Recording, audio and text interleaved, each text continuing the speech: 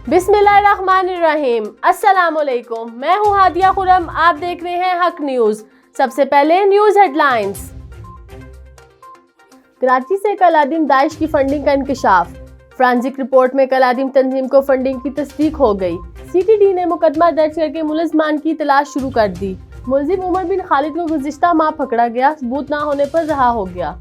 Mobile phone की forensic report में मुलजिम और साथियों के खिलाफ शवाहिद मिल गए।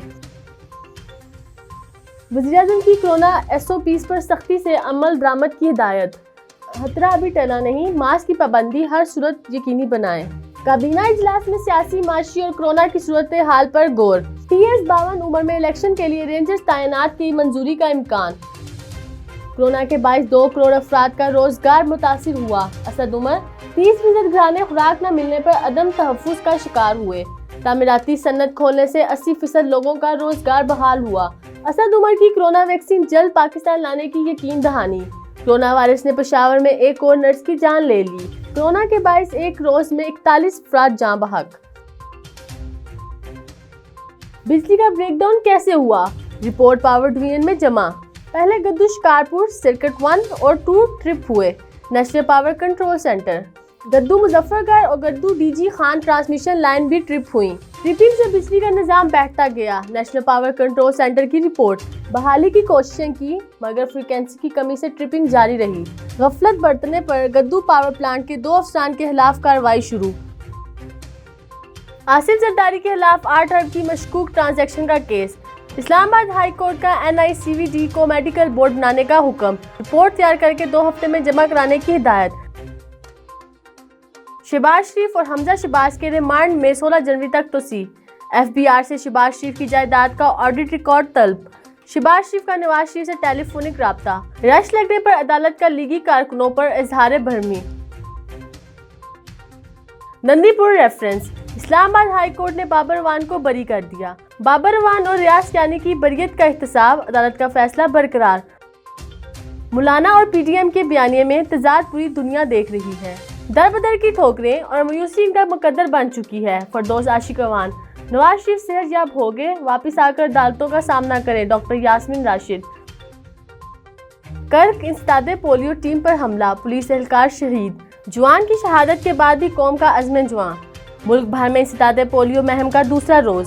5 रोज मुहिम में 4 करोड़ से ज्यादा बच्चों को कतरे पिलाए जाएंगे। लियारी गैंग वार सरगना, उजैर बलोच एक और केस में बरी। शहरी के अगवा और कत्ल केस में अदम सबूत की बना पर बरी किया गया। कोई चशमदीद गवाह अदालत में पेश नहीं हुआ। जज के रिमार्क्स। लाहौर में ऑनलाइन टैक्सी ड्राइवर को कत्ल करने वाला मुलजिम गिरफ्तार। इतराफे जुर्म। लड़की से मिलने के लिए दोस्त की मदद से राइड बुक की। मुलजिम। तल्ख कलामी पर ड्राइवर को गोली मार दी। मुलजिम ताहिर। लाहौर कार सवार ने वार्डन पर पिस्तौल तान ली। मुलजिम गिरफ्तार। व्हाट्सएप की प्राइवेसी पॉलिसी में तब्दीली पर तुर्की में सख्त रद्द-ए-अमल। व्हाट्सएप के कौमी बायकाट ने कंपनी का दिवालिया निकाल दिया। लाखों तुर्क सार्फिन मुकामी ऐप बीप पर मुंतकिल। मिलते हैं एक शॉर्ट ब्रेक के बाद। हक न्यूज़ के साथ रहिए।